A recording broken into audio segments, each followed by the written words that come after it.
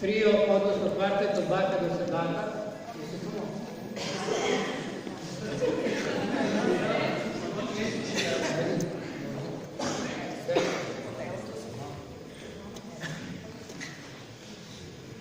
Pošto je kraj godine, tamburaški orkestar Vila i naši solisti vam žele srećnu novu godinu!